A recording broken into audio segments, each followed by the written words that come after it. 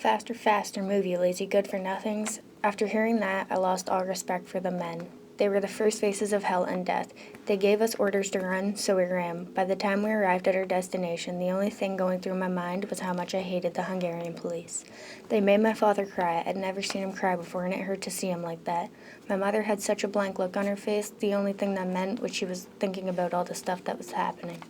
It scared me a lot. I didn't know what was going to happen either. As days went on, they had us move from place to place. It made me hate them more. I can't believe how many times we moved. The more I heard about what they did to everybody, it makes me hate them so much more. These men are horrible. They stand there with such blank faces on them. It seems like they have no emotion for anything they do to anybody. When we arrived to Birkenau, it was terrifying. I had no idea what to expect. The SS officers were yelling at everybody as they were getting off the wagon. Women to the right, men to the left. As my mother and sister went to the right, my father grabbed my hand. My mind started going crazy. It filled with worries. I didn't know what to think. If I get separated from my father, then what's going to happen? If they're separating men and women, then I don't know if I'll be with them for long. Those were just a few of the worries going through my head. Not long after, we all formed in ranks of 5. I heard someone come up from behind me say, "Hey kid, how old are you?" That made me kind of question everything. Why does this man want to know how old I am? What's he going to do about it? When I told him I was 15, he said, "No, you're 18. He then asked my father his age as well. My father said 50. The man turned to him and said, "No, you're 40? Got it. You're 40 and you're 18, he said to me and my father. I worried about why this man was telling us this. What was about to happen? Why does he feel the need to tell us that we need to change our ages? It kind of makes me worry about everything.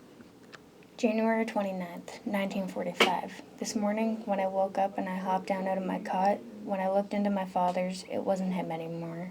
It was a different older man. I couldn't weep about it, and it pained me that I cannot weep. I wish I could. It was my father. I stayed in Buchenwald until April 11th. During that period of time, my life didn't matter anymore.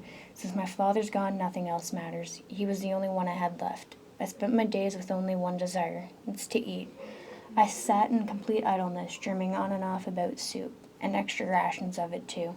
I no longer spent any time thinking about my family. All it did was bring more pain to me. I miss them so much. Finally, it looked like everything was about to change. It was April 5th. We were all standing inside the block, waiting for the SS officers to come and count us. They were 2 hours late today. Everyone was questioning what was going on. Not long after, a loudspeaker ordering Jews to gather in the Appelplatz. This meant it was the end. They transferred us to a hospital. When I woke up, I decided to look at myself for the first time since the ghetto. I was a walking corpse.